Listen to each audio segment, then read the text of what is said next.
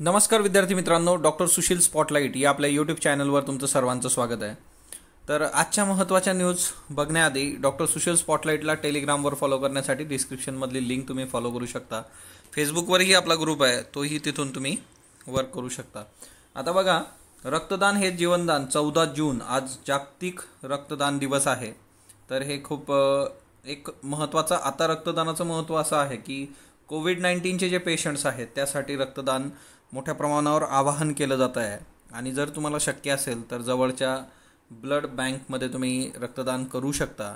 रक्तदान हे खूप सेफ असतं, म्हणजे त्याच्यामध्ये कुठलाही संक्रमणाचा धोका नसतो। प्रत्येकासाठीची किट वेगळी असते आणि खूप प्रॉपर सगळ्या गोष्टी तिथं असतात। बऱ्याच लोकांना त्यासंबंधी पण अवेअरनेस नसते किंवा आपल्याला दुसऱ्याचं काही इन्स्ट्रुमेंट निडल वापरली तर तसं काही एक नसतं। प्रत्येकाचा सेट आणि त्या सगळ्या गोष्टी जर तुम्ही कधी रक्तदान केलं असेल तर तुम्हाला नक्कीच माहीत पडेल। जर आतापर्यंत केलं नसेल तर तुम्ही जवळच्या ब्लड बँकेमध्ये नक्की रक्तदान करा। तर आजच्या महत्त्वाच्या न्यूज आपण बघूयात। आता बघा, समूह संक्रमणाची भीती। आता एकंदरच कम्युनिटी ट्रान्समिशन नावाची गोष्ट मी तुम्हाला सांगितली होती। अजून पण जर कुणी कोविड-19च्या ज्या टर्मिनॉलॉजीचा व्हिडिओ बघितला नसेल तर तो बघून घ्या की कोविड-19शी संबंधित ज्या काही संज्ञा आहेत त्या सर्व मी तिच्यामध्ये एक्सप्लेन केलेल्या आहेत। त्याच्यात कम्युनिटी ट्रान्समिशन म्हणजे काय असतं की आपण एखाद्या व्यक्तीला लागण कुठून झाली आहे हेही ट्रेस करू शकत नाही आणि त्याच्यामुळे त्याचा जो सोर्स असतो तो आपल्याला कळत नाही, किंवा एखादी व्यक्ती ही कधीही विदेशात गेलेली नाही आहे, कुठल्याही दुसऱ्या व्यक्तीबरोबर त्याचं संक्रमित व्यक्तीचा त्याच्याशी काही संबंध नाही आहे, तरी पण त्या व्यक्तीला कसं काय कोविड पॉझिटिव्ह झाला। तर ह्या सगळ्या गोष्टी ज्या असतात त्या कम्युनिटी ट्रान्समिशनमुळे होत असतात की समाजात मोठ्या प्रमाणावर लोकांना ते लागण त्याची होते आणि बऱ्याच लोकांना सिम्पटम दिसत नाही। असिम्प्टोमॅटिक लोक किंवा सुपर स्प्रेडर नावाची संकल्पना पण आपण बघितली आहेत। तर ह्या याच्यामध्ये महत्त्वाच्या आहेत। आता वैद्यकीय तज्ज्ञांनी इशारा दिलेला आहे की 24 तासामध्ये करोना रुग्णवाढीचा नवा विक्रम होणार आहे। जवळपास आता कालच्या याच्यामध्ये पण जवळपास 11,500 पेशंट्स आपल्याला समोर आलेले आहेत आणि याच्यामुळे एकंदरच 3,08,993 एवढी ही संख्या आणि 11,458 रुग्ण आपल्याला सापडलेले आहेत। मग एकंदरच जे काय आहे की कम्युनिटी ट्रान्समिशन सुरू झालेलं आहे का, तर एक बरेच मतमतांतर आहेत तेही आपण बघूया। ओके, आता जे काही ICMR आहे, भारतीय वैद्यक संशोधन परिषद, तर त्यांनी म्हटलेलं आहे की अजून की कम्युनिटी ट्रान्समिशन सुरू झालेलं नाही असं त्यांनी निष्कर्ष नोंदवलेला आहे। बाकीची लोक काय म्हणतात तेही आपण बघूया। पण याच्याचबरोबर सिक्कीम आणि लडाख म्हणजे ईशान्येकडच्या भागांमध्ये करोना विशेष नव्हता, परंतु आता करोनाचा प्रादुर्भाव तिकडं पण वाढतो आहे। तर या सगळ्या संबंधी आपल्याला खूपच प्रॉपर उपाययोजना करणं गरजेचं आहे। महाराष्ट्राच्या बाबतीमध्ये केंद्र सरकार आणि राज्य सरकार या दोघांमध्ये समन्वय नाही आहे असे ताशेरेसुद्धा न्यायालयाने ओढलेले आहेत। पण शेवटी काय ना, न्यायालय सांगत असतं ॲक्च्युली फील्डवर्क यांनाच करायचं आहे। आता याच्यामध्ये बघा की एकंदरच समूह संक्रमणाची भीतीमध्ये बघा आता कोण काय म्हणतं आहे। ICMR आत्ताच्या डेटला म्हणतं आहे की आपल्याकडं कम्युनिटी ट्रान्समिशन नाही, परंतु ICMRचे जे माजी प्रमुख होते डॉक्टर MC मिश्रा यांनी असं म्हटलेलं आहे की देशात विषाणूचं संक्रमण सुरू आहे, याच्यात कुठलीही शंका नाही आहे। लोकांची टाळेबंदीनंतर ये जा बरीच वाढलेली आहे, कारण आता फ्लेक्झिबल झालेलं आहे, लोक इकडून तिकडं पोहोचत आहेत, त्याच्यामुळे सामूहिक संक्रमण झालेलं आहे हे सरकारने मान्य करावं। आता हे डॉक्टर MC मिश्रा जे ICMRचे माजी अध्यक्ष आहेत, हीच संस्था आता संक्रमण कोविड-19चं कम्युनिटी ट्रान्समिशन होत नाही असा निष्कर्ष काढते आहे। त्याच्यानंतर दुसरं महत्त्वाचं की विषाणूतज्ञ शाहिद जमील आता यांनी काय म्हटलेलं आहे की भारत फार आधीच समूह संक्रमणात पोचलेला आहे। ओके, खूप आधी कम्युनिटी ट्रान्समिशन भारतात सुरू झालेलं आहे। म्हणजे ICMRच्या मते जवळपास 40% लोकांना SARS-CoV-2ची लागण कुठलाही इतिहास नसताना झालेली आहे। मी तुम्हाला सांगितलं कम्युनिटी ट्रान्समिशन काय असतं की ज्या वेळेस तुम्हाला एखादी व्यक्ती पॉझिटिव्ह कशी आली त्याचा हिस्ट्री ट्रेस करता येत नाही, त्याचा सोर्स ट्रेस करता येत नाही, आणि ICMRच्या याच्यातच आहे की 40% लोकांना कुठलाही इतिहास नसताना लागण झालेली आहे। मग याचा अर्थ काय होतो, हा सरळ प्रश्न लॉजिकल त्यांनी विचारलेला आहे विषाणूतज्ञ शाहिद जमील।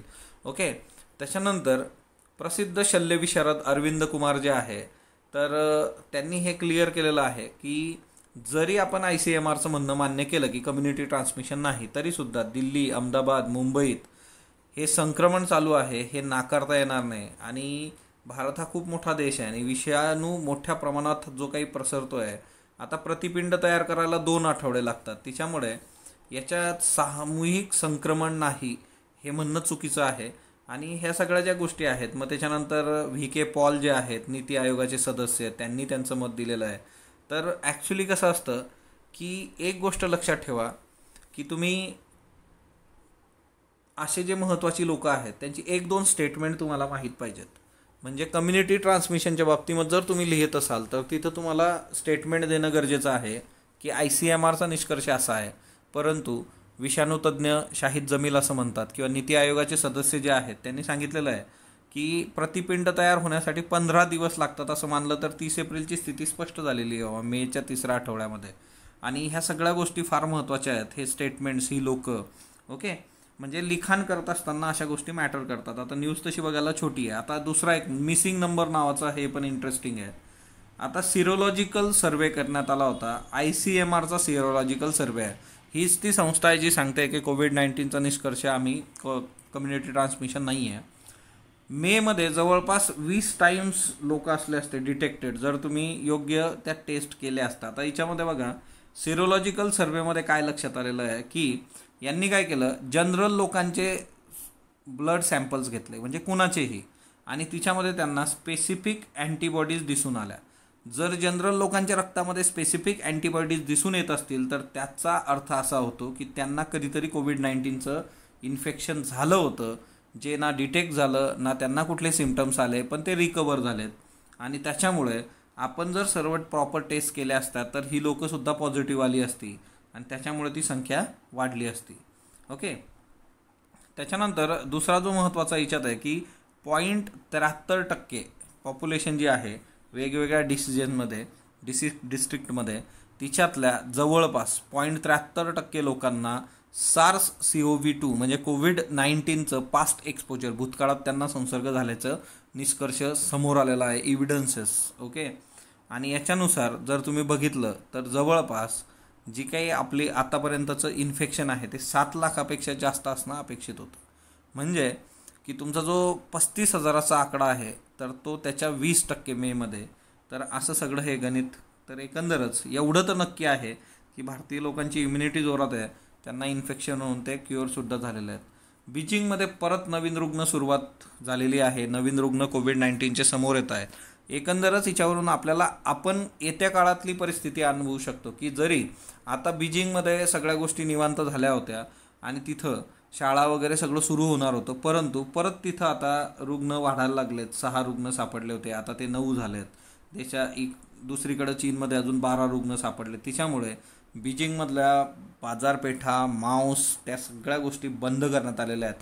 पण एक गोष्ट आपल्याला इथं लक्षात घ्यावी लागेल की उद्या आपल्या इथंही तसं होऊ शकतं, म्हणून त्याची आजच फार प्रॉपर काळजी घेणं गरजेचं आहे. ह्या केस स्टडीज ज्या काही जगातल्या आहेत त्या आपल्याला आपण येत्या काळात काय केलं पाहिजे ते सांगत असतात. आता बघा, हे TDP लीडर जो आहे त्याच्या मुलाला BS3 व्हेकलच्या केसमध्ये पकडलं आहे. आता आपल्याला ते जाऊ द्या, TDP लीडर कोण आहे, त्याचा मुलगा. BS3 व्हेकल्स, भारत आहे ना, स्टेज 3. आता काय आहे की एप्रिलमध्येच आपण काय केलेलं आहे, BS4 to BS6 आपण गेलेलो आहोत. स्पॉटलाईट जानेवारी-फेब्रुवारीचं जे मॅगझिन होतं त्या संबंधीचं डिस्कशन ज्यांनी बघितलं नसेल त्यांनी बघा की स्पॉटलाईटमध्ये आपण BS6 काय आहे, सल्फरचं प्रमाण किती कमी होतं, प्रॉपर तिथं एकूण एक गोष्ट कव्हर केलेली आहे. पण एक गोष्ट लक्षात ठेवा, जिथं BS3 आलेलं आहे त्यात आता तुम्हाला BS4 वरून आपण गेलेलो आहे BS6 वर. तर किमान BS6 काय आहे, आणि एक गोष्ट लक्षात ठेवायची, BS5 आपण स्किप केलेलं आहे. ओके, भारत स्टेज काय आहे ना की प्रदूषण व्हेकलच्या बाबतीत जे काय होत असतं तर त्या संबंधीचा हा सगळा इश्यू आहे. युरो नॉर्म्स जे काही होते युरोपियन युनियनमधले, त्याच्या बेसिसवर आपण हे सगळं घेतलेलं आहे आणि ते तिच्यामध्ये खूप चांगल्या पद्धतीने एक्सप्लेन केलेलं आहे. तर तुम्हाला हे कमेंट बॉक्समध्ये पण सांगू शकतात BS6. तर हे लक्षात ठेवा, अशा ज्या टर्म्स येत असतात तिच्यावरून तुम्हाला गोष्टी वर्क करणं गरजेचं असतं. त्याच्यानंतर ऑनलाईन शिक्षणाला विरोध वाढतोय. बघा, आता ही न्यूज बघा तशी एकदम जनरल आहे, पण तुम्हाला निबंध लिहित असताना तिच्यामध्ये डे टू डे लाईफ मी जे काही सांगतो तुम्हाला की ग्राउंड रिॲलिटीज काय आहेत त्या तुम्ही लिहिल्या पाहिजेत, आणि त्या ग्राउंड रिॲलिटीज इथं आहेत. म्हणजे ऑनलाईन शिक्षण घरीच मुलांना राहून ते मोबाईलवर, टॅबलेटवर, लॅपटॉपवर बघायचं आहे. आता याच्यामध्ये बघा, ऑनलाईन वर्ग सकाळी 9 वाजता भरतं, तर मुलं उठायला कंटाळा करतात. हा ना, निवांत आहे, जसं उचलून सरळ त्याला बाथरूममध्ये न्यावं लागतं आपल्याकडं. 2 तासांमध्ये काही मिनिटांची विश्रांती मिळाली तर मुलं कुठंतरी निघून जातात. जर ब्रेक दिला जातो, पुन्हा त्यांना आणून बसा तिथं. हा ना, कारण छोट्या मुलांचं सुद्धा म्हणजे प्रायमरी स्कूलपासून सगळं ऑनलाईन सुरू झालेलं आहे. काही मुलं नाश्ता, ऑनलाईन शिक्षण एकत्रच सुरू करतात. म्हणजे त्याचं लक्ष खाण्याकडं ते शिकवण्याकडं असतं, माहीत नाही. नेटवर्क मिळण्यास अडचणी येत आहेत, हा एक मेजर आहे. शिक्षकांचा आवाज मुलांना नीट ऐकू येत नाही. आता काही विद्यार्थी बघा, हे सगळे इंडियन प्रोडक्ट कसलं आहे. 4थीच्या एका विद्यार्थ्यांनी स्वतःला कनेक्टिंग असं नाव दिलं होतं आणि ज्याच्यामुळे नेटवर्क मिळत नसल्याचं भासवत राहिला तो. म्हणजे एकंदरच जे काय आहे की याच्यामध्ये पण जे असतात है ना, की काही मुलं की ते टेक्नोसेवी आहेत आणि ते अशा गोष्टी करतात. पण ह्या सिंपल गोष्टी आहेत की पालकांना या छोट्या छोट्या गोष्टीमध्ये प्रॉब्लेम येत आहेत. त्याच्यामुळे काहींच्या याच्यामध्ये इंटरनेट नाही आहे, घरात शैक्षणिक वातावरणच नाही आहे. हा खूप महत्त्वाचा मुद्दा आहे की पालकांच्या ह्याच्यात म्हणजे व्यसनाधीनता असेल किंवा घरात खूप जास्त लोक आहेत. बऱ्याचशा शहरांमध्ये जे आहे, मुंबई वगैरे चाळीत राहत आहेत, तर तिथं ह्या गोष्टी वर्क होत नाही. ते काम बाहेरून येणारं है ना, तर म्हणजे बऱ्यापैकी गोष्टी अशा आहेत की ह्या आपल्याला खूप प्रॉपरली बघणं गरजेचं आहे. दुसरं म्हणजे काय की झूमवर तासिका सुरू झाली, झूमवर ते लेक्चर सुरू झाले, काही लोक म्यूटच करत नाही, तर त्या घरातली सगळी भांडणं आपल्याला ऐकू येतात आणि अख्खी जग ऐकतो. हा ना, तिच्यामुळे ह्या अशा काही बेसिक गोष्टी आहेत की त्या आता खरं तर हे होस्टनेच म्यूट करणं गरजेचं असतं. तिच्यात मग ती शाळा आणि त्या सगळ्या गोष्टीसुद्धा टेक्नोसेवी असणं गरजेचं आहे. आता याच्यामध्ये दुसरा मुद्दा आहे शाळांच्याच बाबतीतला की शाळांच्या रिओपनिंगबद्दल काय आहे. आता खरं तर हरियाणाने सांगितलं आहे की आम्ही जुलैमध्ये ओपन करूयात, परंतु जवळपास 33% स्टुडंट जे आहेत ते प्रायव्हेट स्कूलमध्ये आहेत, 33%, आणि त्यांना ऑनलाईन शिक्षण वगैरे सुरू झालेलं आहे. पण एकंदर तुम्ही जर गव्हर्नमेंट म्हणजे मिनिस्ट्री ऑफ HR&D आणि त्यांचा जर निर्णय घेतला तर त्या केसमध्ये जवळपास 15 ऑगस्टपर्यंत शाळा सुरू होण्याचा कसलाही विचार हिच्यामध्ये दिलेला नाही. बघा, हे एक एडिटोरियल आहे द हिंदूला आजचं, आणि आजचं संडे असल्यामुळे प्रश्न उत्तराच्या याच्यात हे येत असतं. ओके, तर हे एक महत्त्वाचं लक्षात ठेवा. त्याच्यानंतर दुसरा महत्त्वाचा जो मुद्दा आहे याच्यातला की आता HR&D मिनिस्ट्रीमधली ही न्यूज आहे की 15 ऑगस्टपर्यंत शाळा कशाही पद्धतीने सुरू होणार नाहीत. पण हे स्टेटवर आहे शेवटी, तर तिथल्या किती गोष्टी कशा करता येतील. दुसरी महत्त्वाची गोष्ट, काही पॅरेंट्स आणि राईट टू एज्युकेशन ॲक्टिव्हिस्ट जे आहेत त्यांनी काय म्हटलेलं आहे की असोसिएशन आर कॉलिंग्स की बाबा याला 0 ॲकॅडमिक इयर असं म्हणा. ही एक महत्त्वाची कन्सेप्ट आहे बघा याच्यामध्ये. 0 ॲकॅडमिक इयर म्हणजे काय की याच्यात मुलांना तुम्ही जास्त डोक्याला त्रास देऊ नका. शाळा कधी सुरू होणार आहे, परीक्षा, सिलॅबस, है ना. कारण खरं तर जवळपास 37% पॅरेंट्स तयार आहेत, सर्वे केलेला आहे ते, की आम्ही आमच्या पाल्यांना शाळेत सोडू, पण कधी जर सलग 21 दिवस एकही कोविड-19चा पेशंट मिळाला नाही तर. शेवटी तुम्हाला भारतीय पालक आणि त्यांची मेंटॅलिटी माहीत आहे, है ना. आपलं पोरगं कितीही गेलेलं असलं तरी ते त्याच्यासाठी काही करायला तयार आहे, आणि नक्कीच ते कोविड-19च्या याच्यात शाळेत पाठवतील का, हाच मोठा इश्यू आहे याच्यामध्ये. दुसरं महत्त्वाचं आहे की ह्या सगळ्या याच्यामध्ये मग हा जो कन्सेप्ट आहे की 0 ॲकॅडमिक इयर हे जे म्हटलं जातं आहे की तुम्ही याच्यामध्ये मुलांना कसल्याही पद्धतीचा ताण न देता जसं वर्क होईल तसं थोडंसं किंवा ग्रेडिंग वगैरे करून सरळ पुढच्या वर्गात जाऊ देत त्यांना.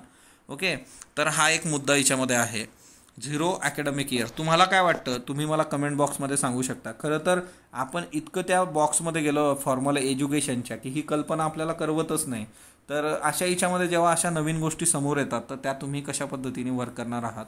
दुसरं महत्त्वाचं जे आहे की हेल्थसाठीचं प्रोटोकॉल आणि त्या सगळ्या गोष्टी HR&D मिनिस्ट्री त्याच्याकरता गाईडलाईनसुद्धा देणार आहे. ही न्यूज आपण बघितली होती. याचा क्रक्स तेवढाच आहे की ते 0 ॲकॅडमिक इयरची संकल्पना. बाकी गोष्टी मग त्याच आहेत परत की फर्निचर, फॅसिलिटीज, आयसोलेशन स्कूलमध्ये, जर इन्फेक्टेड स्टुडंट स्टाफ असेल तर हॉस्पिटलायझेशन, म्हणजे या सगळ्या ज्या काही कोड ऑफ कंडक्ट बेसिक आहे तोच परत तिथं आहे. दुसरी महत्त्वाची गोष्ट जी आहे की ऑनलाईनच्या याच्यामध्ये परिस्थिती आहे का चांगली, तर नक्कीच नाही आहे. म्हणजे Zakir Hussain Centre for Education Studies जे आहे त्यांनी सांगितलं आहे फक्त 11% घरांमध्ये कॉम्प्युटर आहे भारतामध्ये. ओके, म्हणजे 11% घरांकडे कॉम्प्युटर, त्यातल्या त्या 24%कडे इंटरनेट फॅसिलिटी आहे. त्याच्यानंतर रुरल एरियामधली इंटरनेटची परिस्थिती अतिशय वाईट आहे. तर ह्या सगळ्या गोष्टी लक्षात घेता की शाळा कधी सुरू होतील, काय होतील, पण याच्यामध्ये ही एक कन्सेप्ट जी आपल्यासाठी महत्त्वाची ती म्हणजे 0 ॲकॅडमिक इयर. तर तुमचं काय मत आहे ते तुम्हाला कमेंट बॉक्समध्ये सांगा.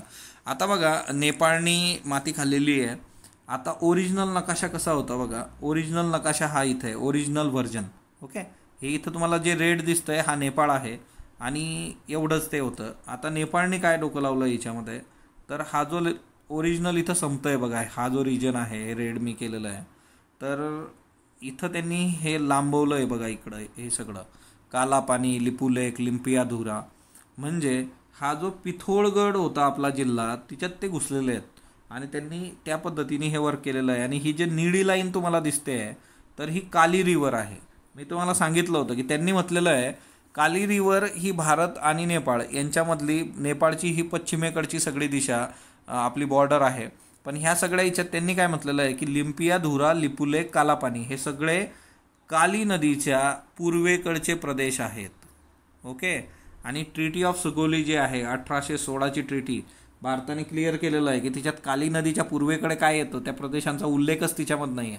नेपाळकडे डॉक्युमेंट नाही, काय नाही, काय नाही, काय नाही. त्यांनी नवीन आपला नकाशा आपल्या पद्धतीने बनवून संसदेमध्ये मंजूर केलेला आहे. तर बघूयात भारत येत्या काळामध्ये याच्यावर कसला स्टँड घेतो आहे. परंतु परीक्षांमध्ये येत्या काळामध्ये काली रिव्हर असू देत, लिंपियाधुरा, लिपुलेख, कालापानी, पिथोरगड हे सगळं आपल्याला विचारलं जाऊ शकतं. MCQसाठी तयार करून ठेवा, हा खूप महत्त्वाचा मुद्दा आहे. भारत आणि नेपाळ बॉर्डर इश्यू काय आहे त्याचं सेपरेट लेक्चर आपण बनवलेलं आहे. ते मी तुम्हाला सर्वदूर टेलिग्राम असेल, फेसबुक असेल तिच्यावर पोस्ट करून देईल, तर ते प्रत्येकाने बघा. चीन बॉर्डरचा पण आपण इश्यू क्लिअर केलेला आहे. आता बघा, नवीन राजकीय नकाशाला मंजुरी दिली संसदेमध्ये यांनी, आणि हे सगळे लिपुलेख, कालापानी, लिंपियाधुरा त्यांनी त्यांच्या याच्यात दाखवलेलं आहे. आता नेपाळमध्ये सत्ताधारी पक्ष जो आहे तो नेपाळ कम्युनिस्ट पक्ष आहे आणि याला सकारात्मक योगदान कोण दिलं? सर्वांनी. नेपाळ काँग्रेस, राष्ट्रीय जनता पक्ष नेपाळ, राष्ट्रीय प्रजातंत्र पक्ष आणि सर्व प्रमुख विरोधी पक्ष. आता खरं तर कोण विरोध करणार ना, प्रत्येकाला देशाला दाखवायचं आहे की राष्ट्रीय नॅशनलिझम आणि त्या सगळ्या गोष्टी. भारताची भूमिका काय आहे तर नेपाळने भौगोलिक प्रदेशांवर कृत्रिम आणि बिनबुडाचे दावे करू नयेत असा इशारा भारताने दिला होता. तरीसुद्धा नेपाळने आता माती खाल्लेली आहे आणि हे सगळं चीनच्या पाठिंब्याशिवाय होऊ शकत नाही, हेही भारताने म्हटलं होतं. तर आता येत्या काळामध्ये भारत कशा पद्धतीने इथं स्टेप्स घेतोय ते आपण बघूयात. वसंत रायजी, भारताचे सर्वात वयोवृद्ध क्रिकेटपटू, त्यांचं निधन झालेलं आहे. वयवर्ष 100, 1920 ते 2020 असा एकंदर कार्यकाळ. भारताचे सर्वात वयस्कर प्रथम श्रेणी क्रिकेटपटू आहेत ते. वयाच्या 13व्या वर्षी ते पहिला कसोटी सामना खेळले होते. 1940च्या दशकामध्ये 9 प्रथम श्रेणी सामन्यात त्यांनी प्रतिनिधित्व केलं होतं आणि 1941मध्ये विजय मर्चंट याच्या नेतृत्वाखाली बॉम्बे म्हणजे आताचा मुंबई संघ त्यांनी प्रथम श्रेणी क्रिकेटमध्ये पदार्पण केलं होतं. तर ॲक्च्युली आता हे सगळे त्यांनी कुठले क्लब वगैरे हे पण बरंच आहे, पण तिच्यात एवढा इश्यू नाही आहे.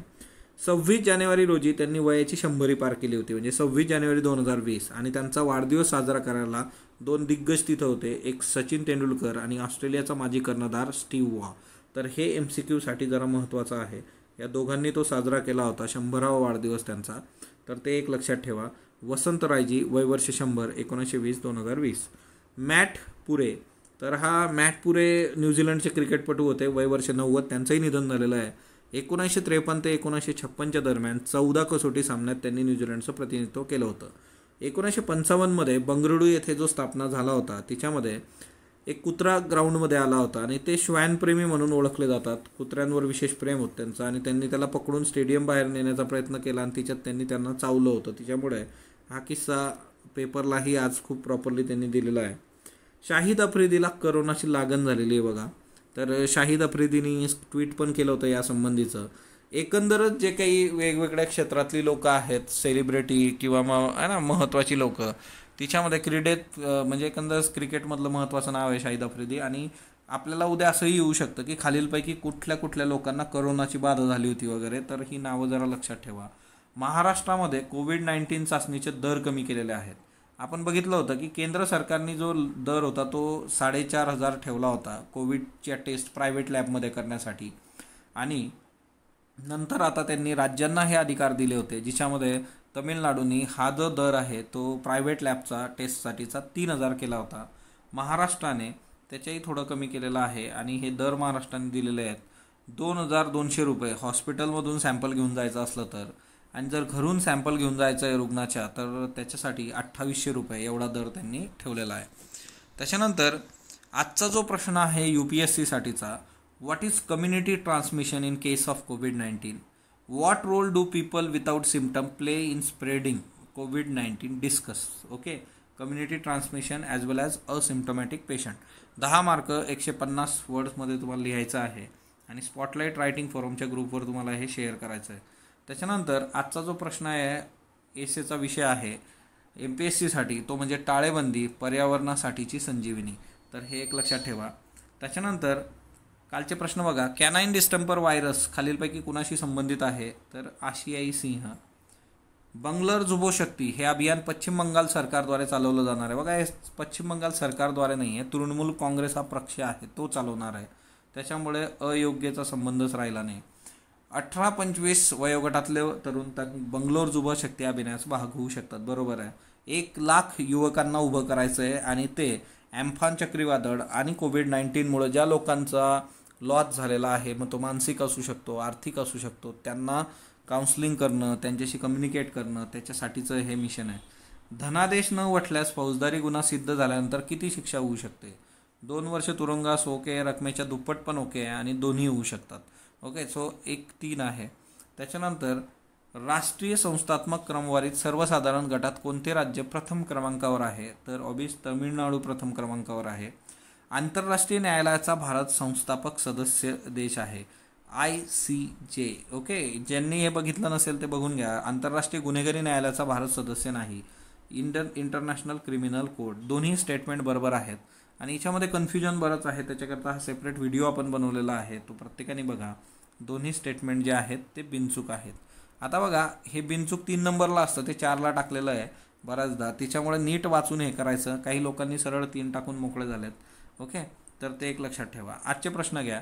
5 आईज देश हे एक गुप्त वार्ता नेटवर्क आहे. प्रथम विश्वयुद्धानंतर 5 आईजच्या स्थापनेची बीजं रोवली गेली. भारत 5 आईजचा थर्ड पार्टी देश आहे.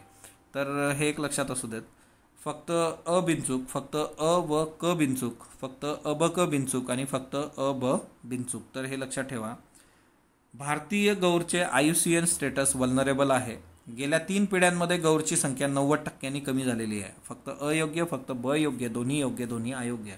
खालीलपैकी कोणत्या राज्याने 1018 शहरांच्या नावात बदल केला? महाराष्ट्र, केरळ, हिमाचल प्रदेश, तामिळनाडू. म्हणजे स्पेलिंग बदललेत त्यांनी. iFlows मुंबई काय आहे? मुंबईतील लोकल रेल्वे व्यवस्था, COVID-19 ॲप मुंबई करता, मुंबईतील पर्यटन क्षेत्र विकास कार्यक्रम, पूर्व सूचना यंत्रणा. मुंबई. जागतिक अन्न पुरस्काराबाबत योग्य विधान निवडा. $2.5 लाख इतकी पुरस्काराची रक्कम आहे. कृषी क्षेत्रातील नोबेलच्या तोडीचा हा सन्मान आहे. भारतीय वंशाच्या डॉक्टर रतनलाल यांना 2020चा हा सन्मान प्राप्त झालेला आहे. अ ब क, फक्त अ क. तर याची उत्तर तुम्ही कमेंट बॉक्समध्ये देणार आहात. स्पॉटलाईटला तुम्ही जो प्रतिसाद देत आहात त्याबद्दल मी आपला आभारी आहे.